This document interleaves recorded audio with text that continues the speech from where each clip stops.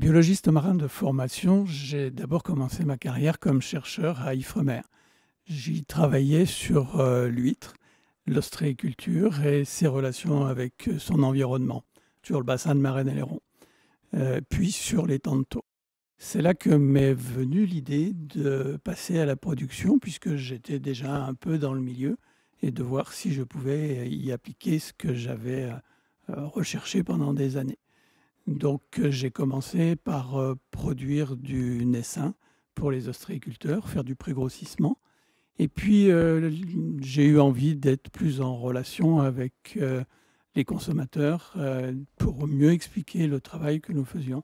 Et donc j'ai décidé de faire une petite production d'huîtres de qualité, celle que je pratique à l'heure actuelle sur les tantaux.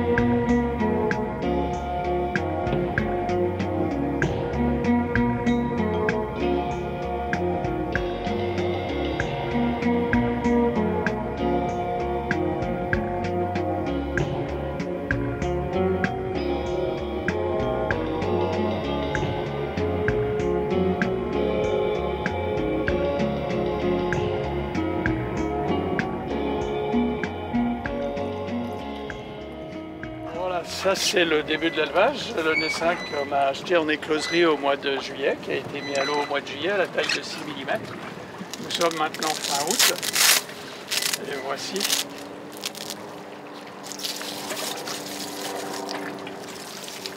Là, il va falloir qu'on le brasse pour durcir la coquille, parce que là, elle est très fragile.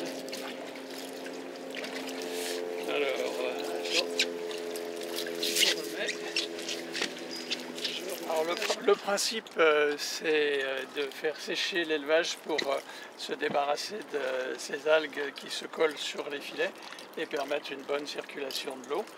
Et puis à l'intérieur, nous avons les huîtres qui poussent avec voilà, et qui restent propres. Elles se font du muscle parce qu'elles sont obligées de rester fermées pendant toute la période où elles sont hors de l'eau. Et donc elles sont obligées de garder leurs muscles en contraction, donc de le faire fonctionner. Et de ce fait, elles ont besoin d'énergie pour le faire fonctionner, donc elles vont se remplir petit à petit de glycogène, qui est le sucre lent énergétique des huîtres. Voilà, on va remettre cet élevage dans l'eau, ça fait 24 heures qu'il est hors de l'eau. Et on va pouvoir après retourner sur une autre table pour continuer ce travail.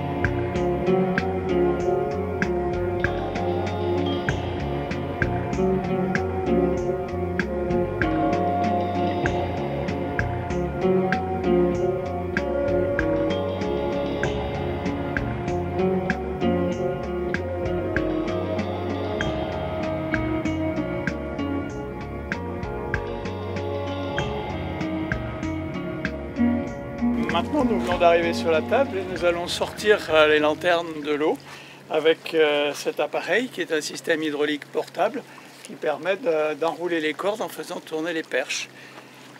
C'est un peu plus puissant que le volant qu'on utilisait au départ et surtout moins fatigant malgré le poids qui doit faire 15 ou 20 kg à lever sur chaque perche. Le pourquoi nous les sortons de l'eau, c'est d'abord pour leur faire du sport. Elles ont un muscle qui est actif quand elles sont fermées, donc quand elles ont peur ou quand elles sont hors de l'eau.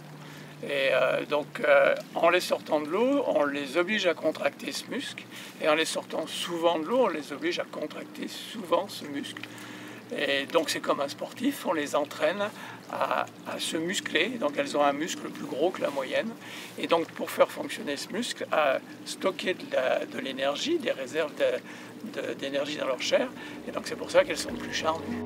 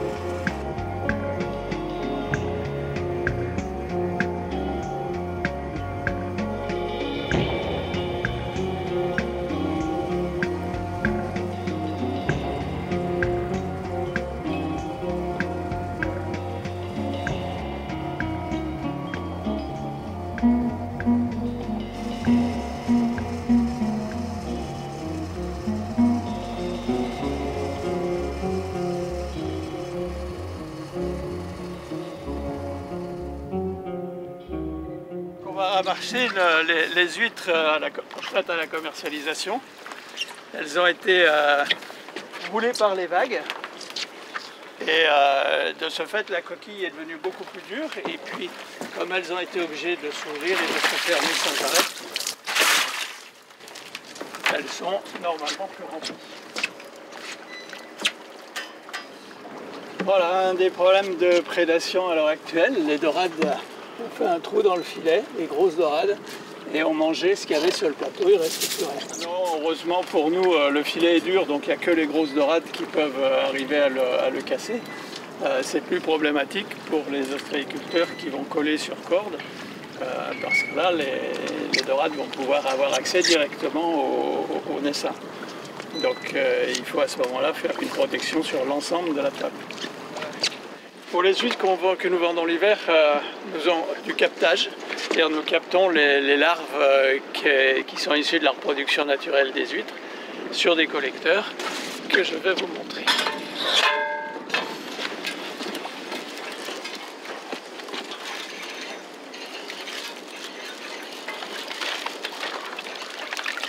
Alors, le captage n'est pas une activité classique sur les plantes, c'est très récent.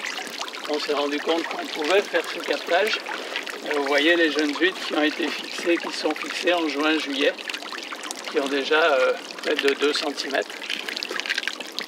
Vous constatez aussi qu'il y a pas mal de mortalité ici.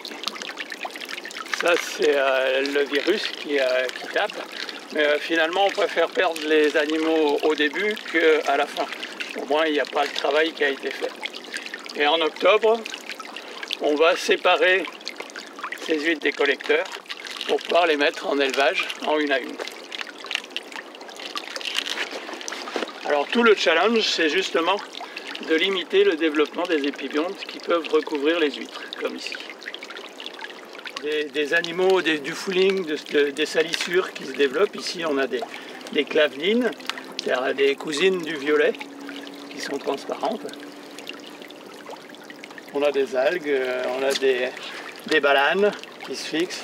Tout ça arrive à peu près au même moment et le challenge c'est d'arriver à limiter le développement des autres pour favoriser le développement des huîtres.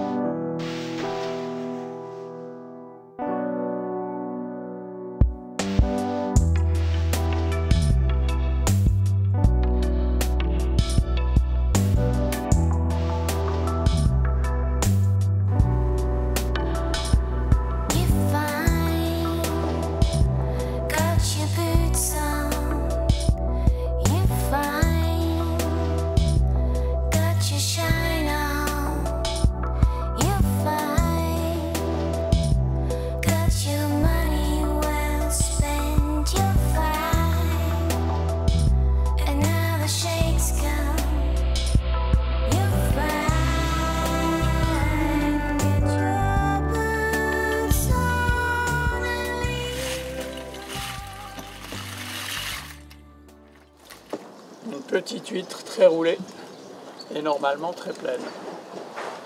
Un petit bonbon.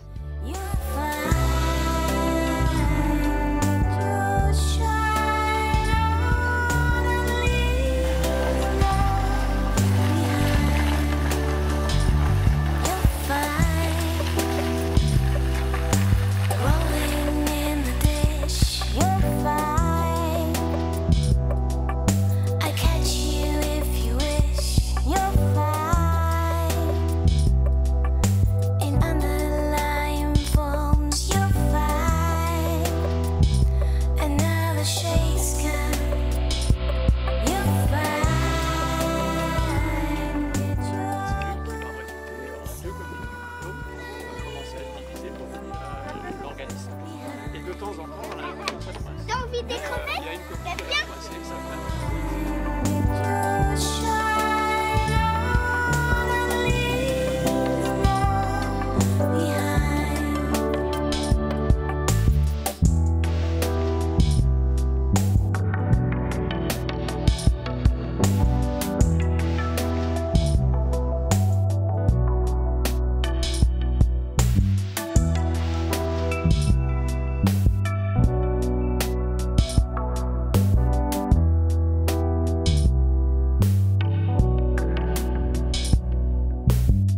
Somebody answer to the call. We're not that transparent at all. A tiny string of silver shining through our bedroom walls. I'll stand beside you when you fall.